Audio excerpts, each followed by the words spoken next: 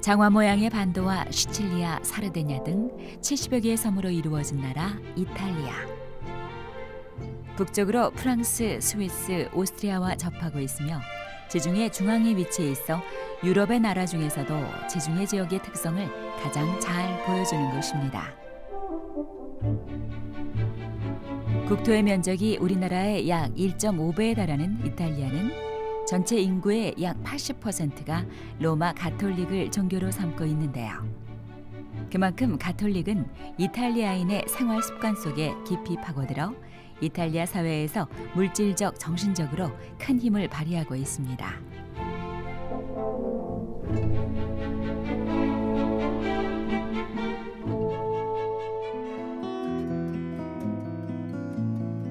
이탈리아의 수도 로마에서 동쪽으로 약 73km 떨어진 작은 마을 수비아코가 이번 순례길의 첫 도착지인데요.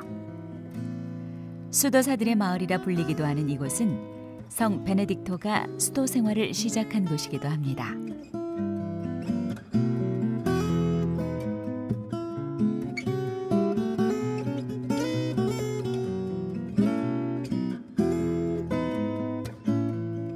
이탈리아 중부 누르시아의 부유한 가정에서 출생한 베네딕토는 청년이 되어 로마로 유학을 떠나는데요.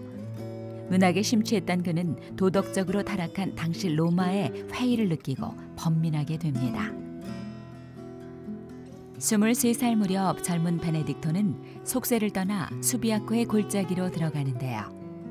가파른 절벽 중앙에 나 있는 동굴 속에서 기도와 묵상으로 은수 생활을 시작합니다. 이후 사람들은 베네딕토가 3년간 지낸 이곳을 거룩한 동굴이라는 의미의 사크로 스페코라 부르는데요. 수도원 내 성당 안쪽에는 성 베네딕토가 기도하던 동굴이 그대로 보존되어 있습니다. 깊은 산속 그곳에서도 좁고 거친 동굴을 찾았던 베네딕토 성인은 로마노 수사가 바구니에 담아 내려주는 최소한의 음식을 먹으며 사탄이 건네는 온갖 유혹과 싸움을 벌였는데요. 인간이라면 누구나 느끼게 되는 욕망의 굴레에서 벗어나기 위해 스스로 처절한 고행을 자초했던 베네딕토 성인. 이곳 수도원에는 베네딕토가 은수 생활을 하던 중 욕망의 괴로움을 잊기 위해 알몸으로 뒹굴었던 흔적을 만날 수 있습니다. 결국 성인은 이곳에서 쉴 틈 없이 공격하는 유혹들에 맞서 싸워 이긴 끝에 하느님과의 일치를 체험하게 되는데요. 이후 각각 12명으로 구성된 12개의 작은 수도 공동체를 설립합니다.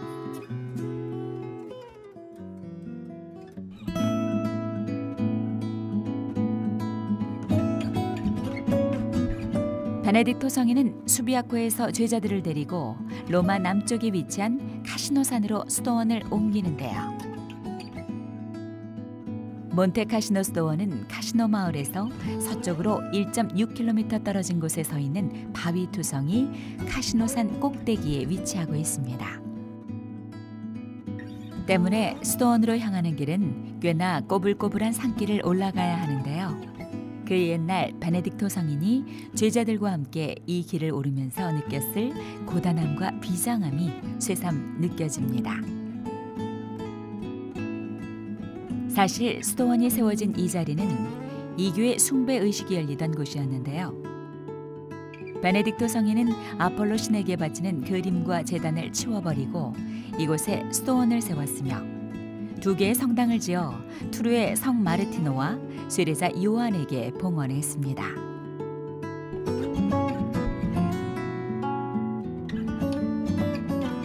이후 이곳 수도원은 유럽 수도원 운동의 중심이 되었는데요. 지금도 세계 각지에서 많은 순례자들이 이곳을 찾아옵니다.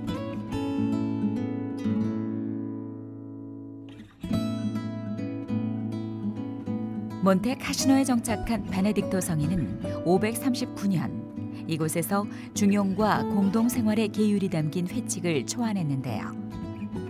이 회칙은 나중에 서유럽 수도원 제도의 모범이 되었으며 이 때문에 후대 사람들은 그를 수도원의 아버지라고 부릅니다. 베네딕토 성인은 남자들뿐만 아니라 자신의 쌍둥이 여동생인 스콜라스티카와 동료들의 부인들을 위해서도 수도의 규칙을 정해주었는데요. 두 남매는 서로 도와주면서 아름다운 완덕의 길을 걸었습니다. 숨을 거두는 마지막 순간까지도 제대 앞에 서서 팔을 벌리고 기도를 하셨다는 베네딕토 성인. 당시 성인의 기도 소리가 들리는 것 같습니다.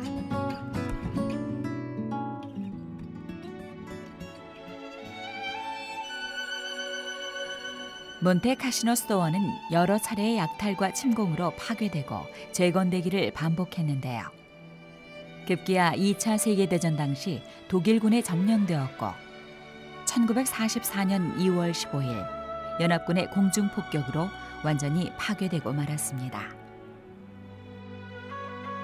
다행히 전쟁이 끝난 후 이탈리아 정부가 지원한 기금과 수도원의 자체적인 노력으로 몬테카시노 베네딕토 스토어는 10년 만에 다시 재건되었고 베네딕토 성인의 영성을 기릴 수 있게 되었습니다. 이곳에는 성녀 스콜라스티카와 베네딕토 성인의 유해 위에 세워진 제대가 있는데요. 태어날 때처럼 죽어서도 함께하며 하느님을 공경하는 남매의 사랑이 느껴지는 듯합니다. 제대의 한쪽으로 나 있는 계단을 따라 지하로 내려가면 나란히 누워있는 두 성인의 모습을 만날 수 있는데요. 베네딕토 성인은 먼저 하늘나라로 떠난 여동생의 시신을 수도원에서 자신을 위해 마련해둔 무덤에 안장을 하고 성인 또한 쌍둥이 동생의 옆자리에 묻혔습니다.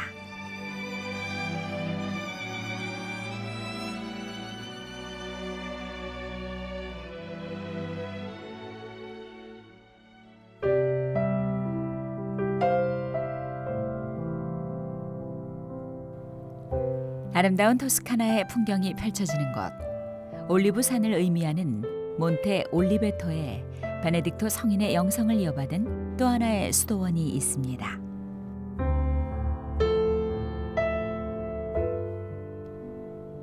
이곳 역시 베네딕토 성지답게 산중에 위치해 있는데요.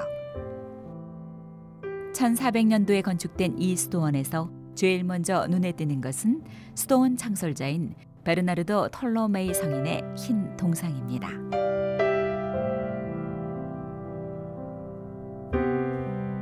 시에나의 오래된 귀족 가문에서 태어난 베르나르도 톨로메이 성인은 신앙을 키워나가는 동시에 대학에서 법률을 공부했었는데요. 불행히도 일에 너무 몰두한 나머지 두 눈의 시력을 잃고 말았습니다. 뒤늦게 영성적인 일에 소홀했던 자신을 반성하며 간절히 기도했던 그는 성모님의 도움으로 시력을 회복할 수 있었는데요. 그는 그 일을 계기로 41살 되던 해 두 사람의 동료들과 함께 아꼬나의 골짜기로 들어가 은수 생활을 시작합니다.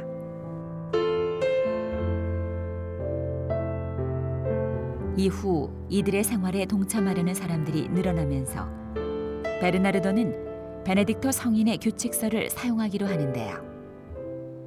지금도 이곳 수도원에서는 평생을 하느님만 따르고 섬겼던 베네딕토 성인의 일생을 만날 수 있습니다.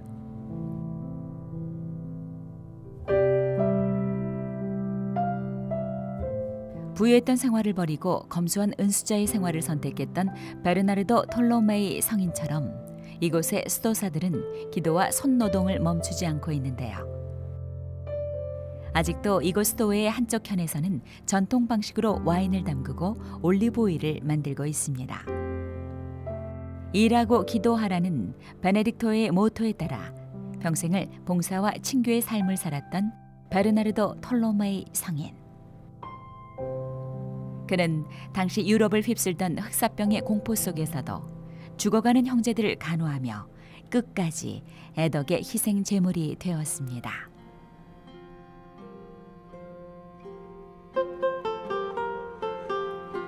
이탈리아의 또 다른 성인을 만나기 위해 찾은 곳은 움브리아 주 페르자에 있는 도시 아시시.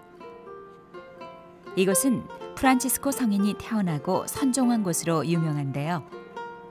아름다운 경치와 더불어 중세 도시의 모습을 간직하고 있어 전 세계 가톨릭 순례객들의 발길이 잦은 곳입니다.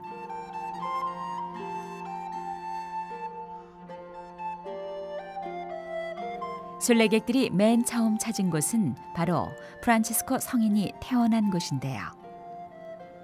부유한 상인의 아들로 태어난 프란치스코는 청년 시절 환시를 체험한 뒤 더 이상 세속적인 생활에 즐거움을 느끼지 못하게 되었습니다. 이후 로마로 순례를 떠난 그는 그곳에서 구걸을 하는 거린들을 보고 평생 가난한 삶을 살겠다고 결심하게 됩니다.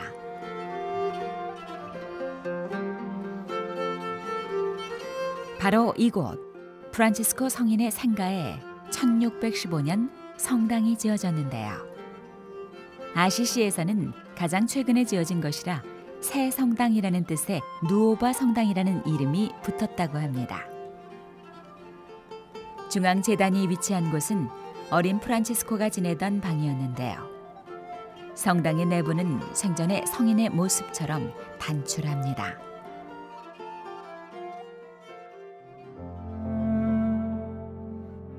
꼬불꼬불한 강이라는 뜻의 리보 토르토는 프란치스코가 퀸타발레 베르나르도와 피에트로 카타니 형제와 함께 처음으로 음악 생활을 한 곳인데요. 이후 세 사람의 생활에 합류하고자 하는 사람들이 점차 늘기 시작했고요.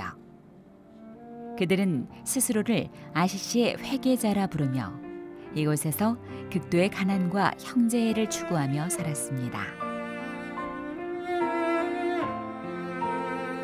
이들이 생활했던 초기의 움막은 1455년 사카르도 형제에 의해 성모님께 봉헌된 한 성당의 주변으로 옮겨졌는데요.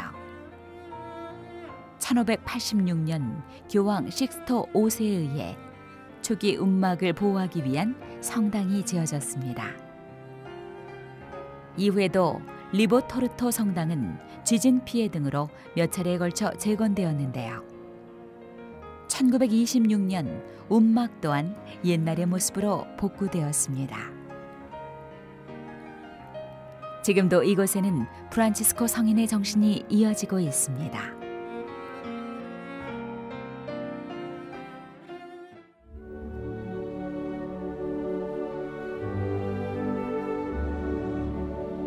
프란치스코는 자신과 뜻을 같이 하려는 수도자들이 점점 늘어나자 회칙을 만들고 작은 형제회를 조직합니다. 이후 그는 교황의 승인을 받아 수도회를 창설하는데요. 천사들의 성모 마리아 대성당에는 그의 흔적들이 많이 남아 있습니다. 특히 성당 내부에는 16개가 넘는 작은 경당들이 있는데요. 그 중에서도 작은 집이라는 뜻의 포르치온 쿨라는 생전에 프란치스코 성인이 하느님의 음성에 따라 정성껏 손질하고 기도했던 곳으로 이곳 대성당에서 가장 사랑받는 장소로 손꼽힙니다.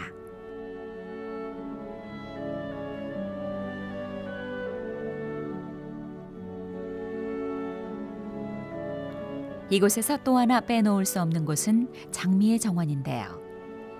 정원의 한가운데 세워진 구비오의 늑대상은 모든 피조물을 친구로 삼았던 프란치스코 성인의 영성을 전해줍니다. 오늘도 이곳에는 언제나 하느님의 말씀을 첫자리에 두고 살았던 프란치스코의 삶을 담고 싶은 순례자들의 발길이 이어지고 있는데요. 수도의 창립 후 선교를 위해 시리아와 스페인, 심지어는 서아시아 지역까지 순례를 했던 프란치스코 성인은 말년에 다시 이곳으로 돌아와 하느님의 품에 안깁니다. 비록 그는 지금 없지만 성인이 우리에게 전하고자 했던 평화의 기도는 아직도 생생히 살아 있습니다.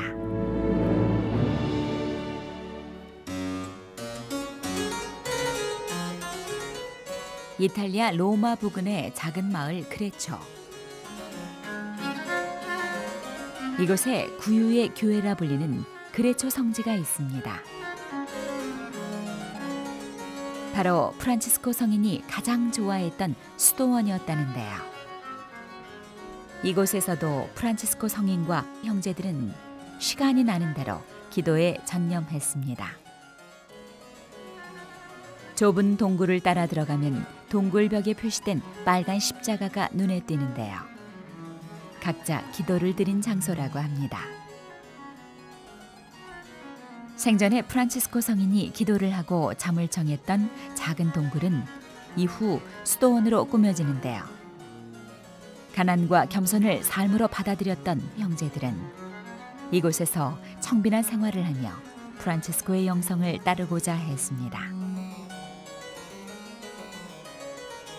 아무것도 없는 동굴 속이라 천상의 이 일에 매진할 수 있었고, 때문에 가난 속의 풍요를 누릴 수 있어 특별히 이곳을 좋아했던 프란치스코 성인. 그는 이곳에서 예수님의 탄생을 재현하고 싶었습니다. 베들레헴을 순례하며 아기 예수가 탄생한 외양간을 직접 본 프란치스코는 하느님의 아들이 가난한 모습으로 우리에게 오셨다는 사실에 새롭게 감명을 받았는데요. 바로 이곳에서 성탄 구유 예절이 시작됐습니다. 당시 성인은 그의 친구인 조바니 벨리타의 도움을 받아 실제 황소와 당나귀가 있는 구유를 만들었는데요. 많은 이들이 이 거룩한 모습을 보려고 동굴로 달려왔다고 전해집니다.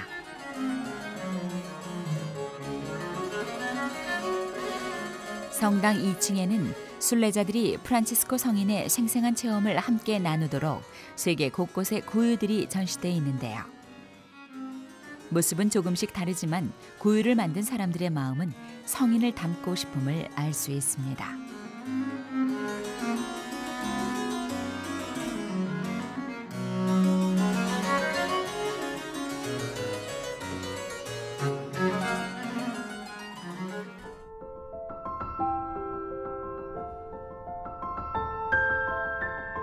아펜니노 산맥의 한 부분으로 높이가 1283m에 이르는 높은 산.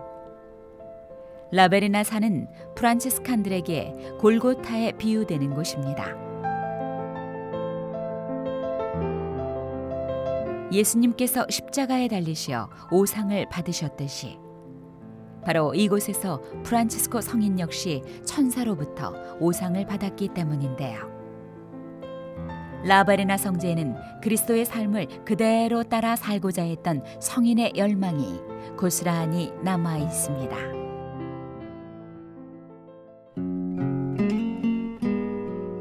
이곳은 이 성지에서 가장 오래된 건물 중 하나로 프란치스코가 동정 마리아의 환시를 본 뒤 이 지방의 지주에게 청하여 만들어진 곳입니다. 이 성당의 내부는 두 부분으로 나뉘는데요. 안쪽 문부터 제대 위의 아치 부분까지는 프란치스코 성인이 바라는 대로 건축된 부분이고요.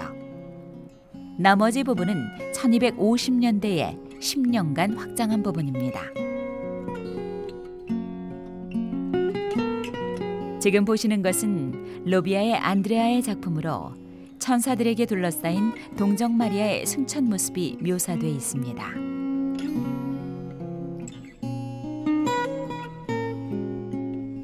이곳은 1224년 9월 30일 프란치스코가 라베르나를 떠나면서 형제들을 불러 모아 마지막 인사를 나눈 장소이기도 합니다.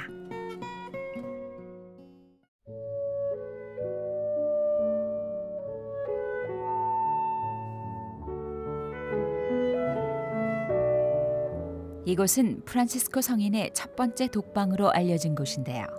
성인이 라베르나에 왔을 때면 항상 머물던 곳입니다.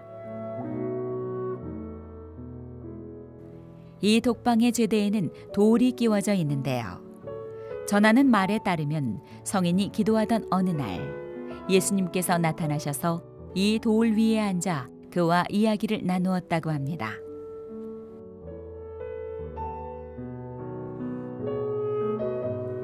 라베르나 성지에는 프란치스코 성인과 초기 작은 형제 외의 형제들이 머물면서 피정과 기도를 하던 장소도 있는데요. 특히 프란치스코 성인이 이곳을 즐겨 찾아 그리스도의 순환을 묵상했다고 전해집니다.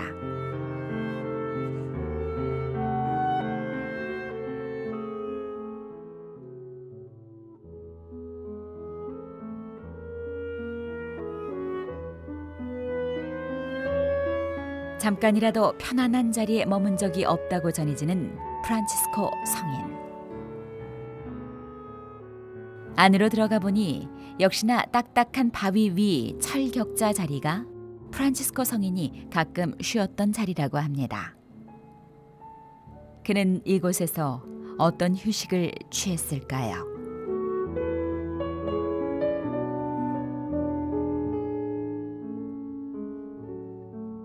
1224년 프란치스코는 대천사 대축일을 준비하고자 이곳에서 40일간의 단식 기도를 했는데요. 십자가 현양 축일에 환시를 체험한 후 그의 몸에도 예수님의 못자국과 동일한 상처가 생겼습니다.